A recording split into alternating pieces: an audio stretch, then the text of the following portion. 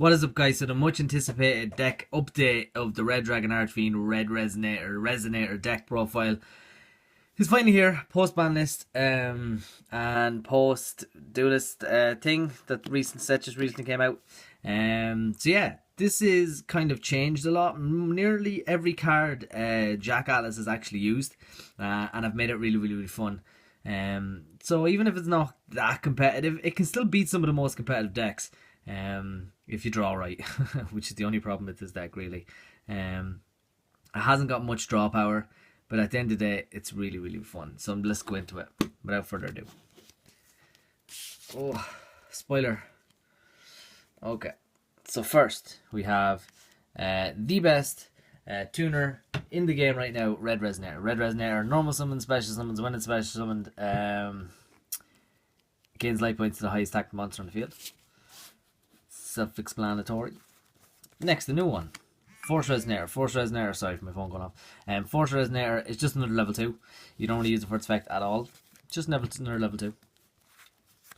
Syncron Resonator. Special summons itself when there's a Synchro monster on the field, and when it's used as Synchro material, you can get back a Resonator from your graveyard to your hand. So recycles.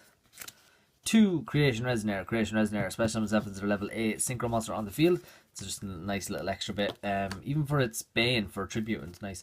The one chain special summons another Resonator from your deck. You just Synchro monster on the field. Self-explanatory. Red Nova special summons itself.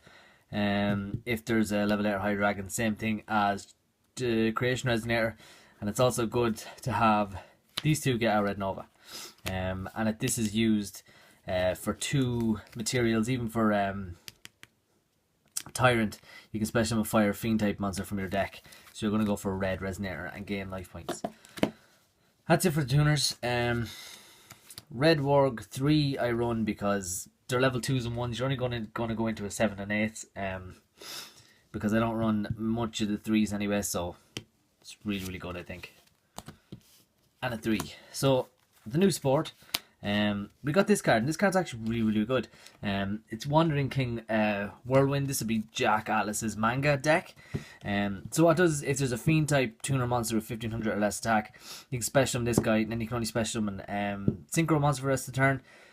But that doesn't matter. And then during the turn, it was if it's in the graveyard but not center that turn, you can search a tuner basically, which is really powerful. So you have a searcher and a special summon itself. 1700 attack, and it's Jack Atlas's card. What more could you want? Nice artwork too. Let me just focus real quick. Yeah, there you go. That's it. Next, 3 Red Sprinter. I can't wait for new support as well to come out. If that was in like the second last duel you had in the anime, and he summons like 2 or 3 more red monsters, it's going to be really good. And this card is the only monster on the field when it's normal summon, you can special summon a monster from the graveyard of your hand, which is also really good because you can get red and then summon a 6. Now obviously this deck is made for Red Rising Dragon, so when Red Rising Dragon comes out, not much is going to change from this deck. But until then, I have different level 6s that work just as well. Maybe not just as well, but kind of as good. This is another one is manga cards. So what does is special summon itself to tuner on the field. You can only summon a dark Synchro monster, and it gets to change its level. So even if you have a level 7 in the graveyard, it makes a level 7. You have a level 1, you can make an 8. Pretty easy. Next, Red Gardna for a bit of defense. If you have a Red Dragon Archfiend monster, so that's Tyrant, Bane, Abyss, Scarlight. When your opponent during either player's turn, your opponent activates a card that targets it, you can protect it. Can't be destroyed by opponent's card effects. This card is still fit for changes, whatever you want, but when your opponent monster declares an attack, you can send this card from your hand to the graveyard, tag 1 fire fiend type monster in your graveyard, so Red Resonator. You can separate mirror, add it to your hand. If you synchro summon while this card is in your graveyard, exception damage step, it is turned, this card is sent to graveyard, you can add this card to your hand. So you just get to keep bringing it back, and it's another level 1. Feel free to change that whatever you want, but I like it. Resonator Call, searches red, searches force, searches Synkron, creation. This is a card that's actually been working out really well for me. So every time you use a Resonator monster, And Synchro summon way, you get to try a card in the field. If you have 2 on the field, you get to try 2 cards. 2 of these on the field, you get to try 2 cards. Pretty easy. It's working really well as well because it's actually opening up the field for the strikes of Soul Charge, because it's one of the best. 1 for 1 to get a red Nova out. And chain a Mind Control to take your opponent's monster and sync up with them. Now, with lots of traps, but each one is kind of used by Jack, and it's actually really good. Funny enough, like every time I drew into multiple of these, and at the same time they were never actually bad. Like they always kind of worked, and worked in a weird, good way.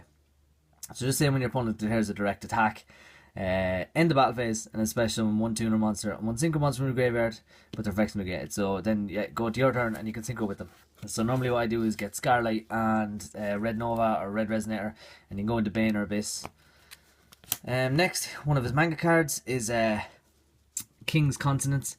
I'll let you see the name of it. King's Consonance. So what this does is when your opponent declares a direct attack, negate the attack, then you can apply the rest of the effect. You can banish 1 tuner monster and any number of non-tuner monsters in your graveyard whose total levels equal 8 or less, and then Synchro summon. One of the new cards, Synchro Call, really nice artwork as well, because you have Dark Resonator and Big Piece Column. So this one's target monster in your graveyard, special summon any monster you want, but has its effects negated if any. And if you do, immediately after its effect resolve, Synchro summon 1 Dark Dragon type or Fiend type Synchro monster using only monsters you control as material. So we kind of run all dragons, all dragons and Fiend types. So yeah, so works pretty well with the new support. And it's Jack Atlas card, what more can you say? King Synchro for the one of Arc V cards. So when your opponent monster declares an attack on a Synchro monster you control, negate the attack, then you can apply the rest of this card's effect. Banish the Synchro monster you control and 1 tuner monster from your graveyard. And if you do special for your extra deck, 1 Synchro monster's levels equal to the total levels. Now you can get rid of this card, but they all kind of work actually really well.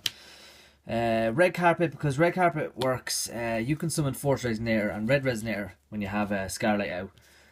To summon Red Nova, like in the card's picture.